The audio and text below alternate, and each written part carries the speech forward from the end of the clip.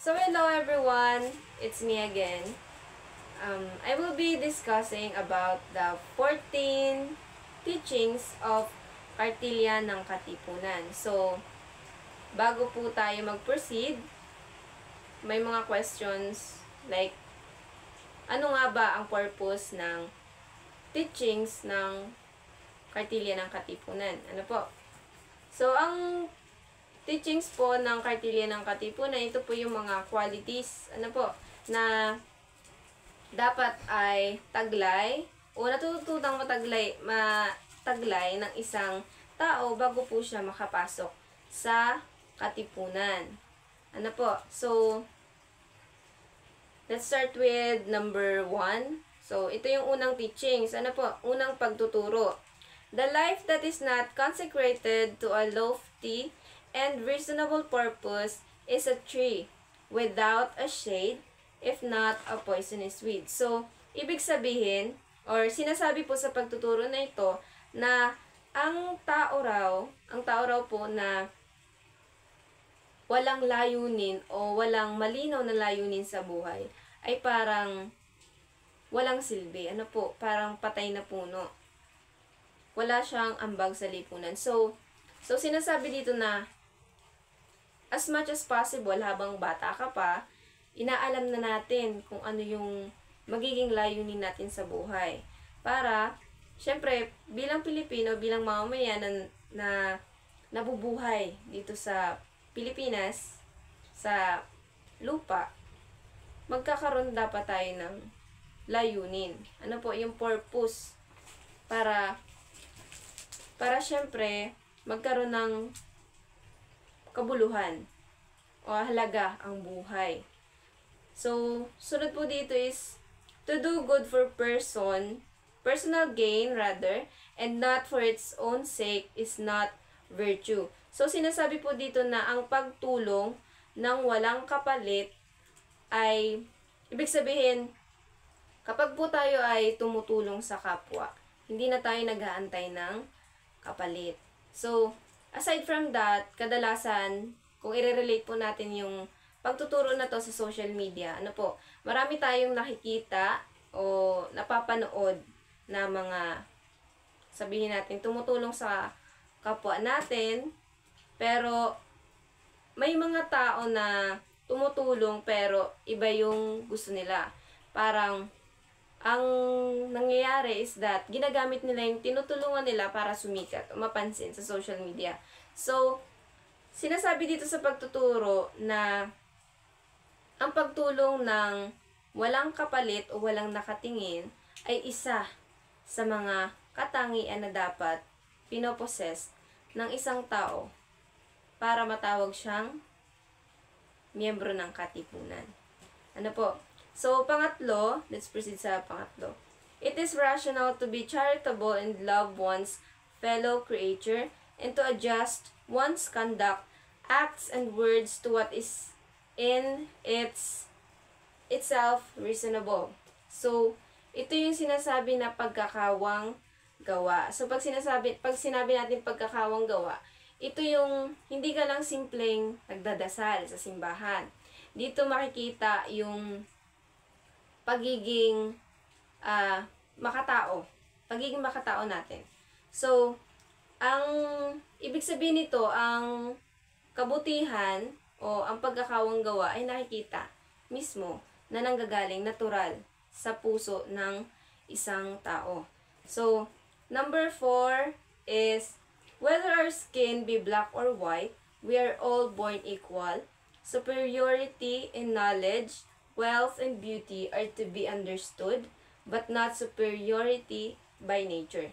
So, sinasabi sa sa ika-4 na pagtuturo, na lahat ng tao dito sa mundo, mapamaitim ka man, mapamaputi ka man, mapakulot ka man, o kung ano ka pa, saan ka man galing, tayo ay pantay-pantay.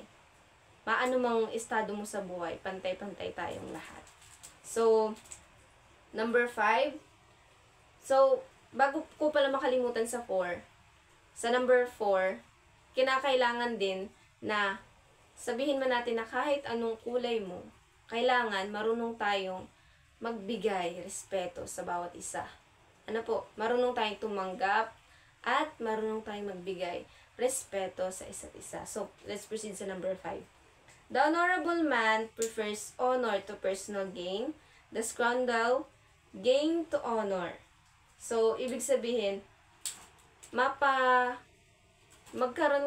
kahit na walang nakikinig sa'yo, walang naniniwala sa'yo, as long as may paninindigan ka sa sinasabi mo, or as long as may paninindigan ka na tama yung sinasabi mo at meron kang kakayahan para ipagtanggol o ipaglaban ito, hindi ka pupunta dun sa side kung saan alam mong alanganin. Halimbawa, sa isang, di ba, sa story, sa isang istorya, mayroon tayong sides. May iba't ibang sides. Halimbawa, sa isang situation, sa kabila, kapag halimbawa magkaharapan tayo, imagine, magkaharapan yung dalawang tao. So, sa side na to is 6 yung nakikita niya. Sa kabila ay, nakikita niya? 9.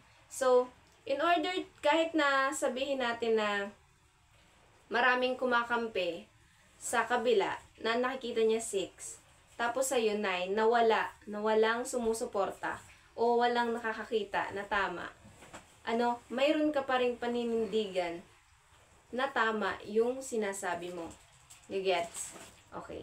So, let's proceed po sa number 6. Yung pagtuturo? Ika-6. To the honorable man, his word is sacred. So, sinasabi na ang isang tao ay may isang salita at may paninindigan. So, pag sinabi natin may paninindigan, kapag sinabi ko to. So, halimbawa, ikaw ay nangako ka sa araw na to, tutuparin mo yun sa araw na yun. So, let's proceed sa number 7. Do not waste thy time. Wealth can be recovered, but not time lost. So, ibig sabihin, ang pagsasayang ng oras, ay hindi na maibabalik. Sinasabi dito na ang yaman, ang pera madaling kitain yan. Ang pera madaling kitain, ang kayamanan nakukuha na earn yan. Pero ang oras, hindi. Kasi, once na lumipas ang 1 o 2 araw, hindi na natin yun kayang balikan. Ang nakaraan ay nakaraan na. So, let's proceed po sa number 8. Defend the oppressed and find the oppressor before the law or in the field. So, sinasabi dito na ang masama, or sabihin natin na yung mga naaapi, kakampihan ang mga naaapi at kakalabanin ang mga nang-aapi. So, sinasabi dito na hindi lang yon. Sinasabi din dito na magkaroon ang bawat tao ng hustisya. So, kapag halimbawa may nakikita na tayong nabubuli, may nakikita na tayong hindi maganda, hindi ka nais-nais, kailangan nating, mag-voice out. Hindi natin kailangan i-tolerate yung mga ganung bagay. So, isa yun sa nakapaloob sa 14 teachings ng Kartilya ng Katipunan. So, hindi dapat nagbubulag-bulagan.